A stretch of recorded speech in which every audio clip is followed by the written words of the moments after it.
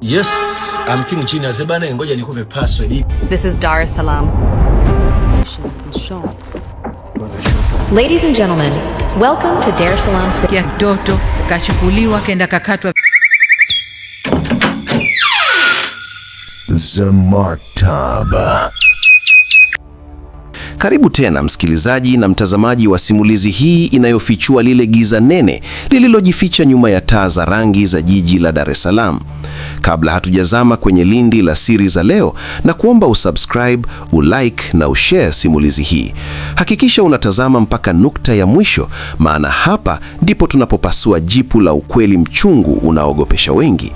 Kuna nyumba moja maeneo ya mitaa ya ndani kule Kunduchi na nyingine zipo kule Chanika, ambazo ukizitazama kwa nje zinaonekana kama majumba ya kawaida ya kuishi, lakini ndani ya kuta hizo harufu ya udi na manukato ya gharama inachanganyikana na harufu ya damu inayooza.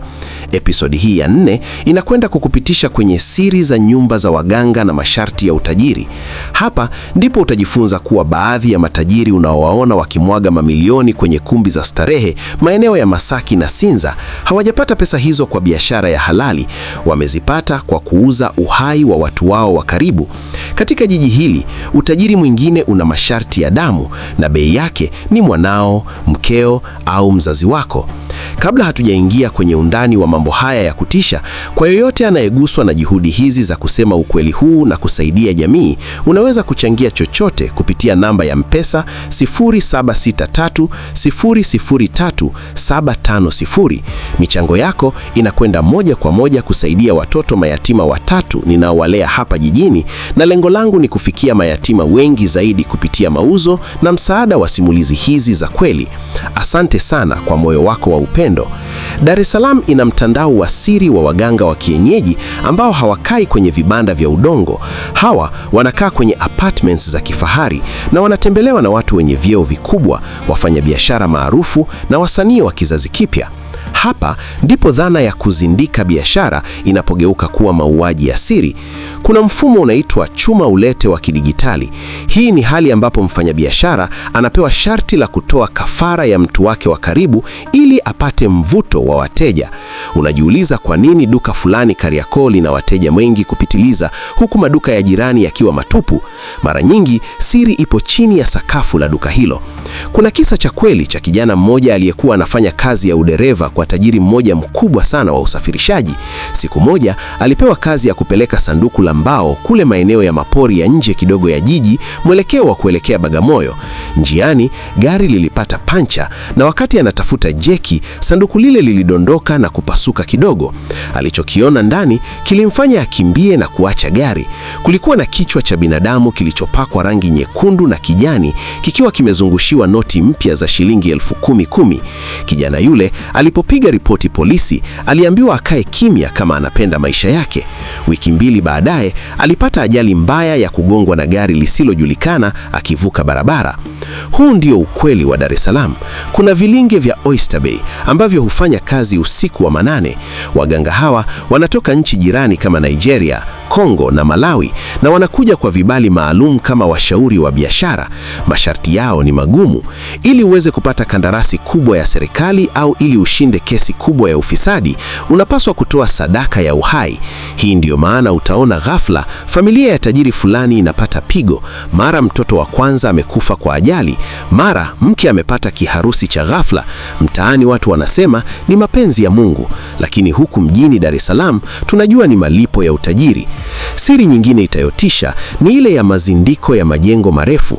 Kuna majengo unayaona yanapanda katikati ya jiji, lakini kabla ya kumwaga zege la msingi, kuna kitu kinafukiwa pale chini.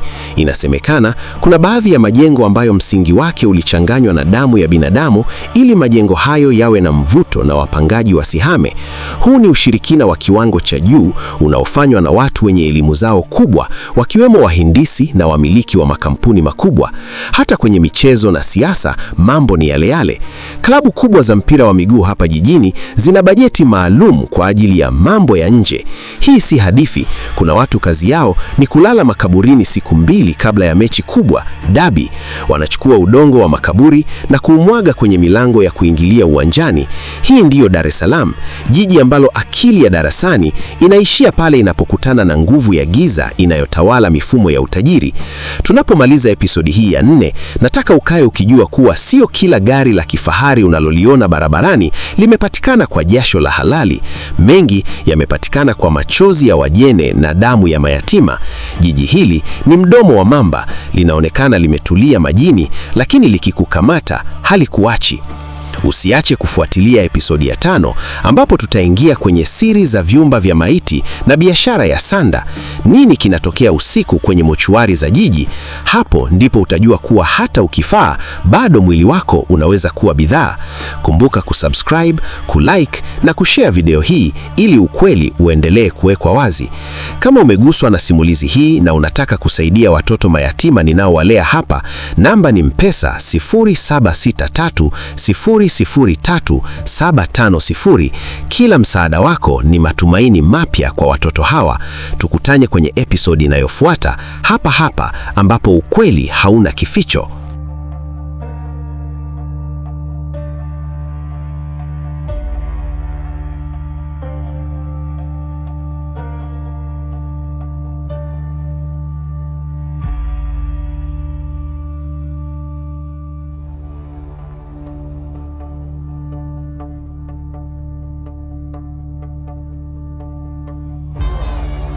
Tukio kama hili pamoja na mengine yenye taswira kama hii huenda yakaongeza hofu na sintofahamu panapohusika usalama wa mtoto dhidi ya vitendo vya utekaji. Zamartaba.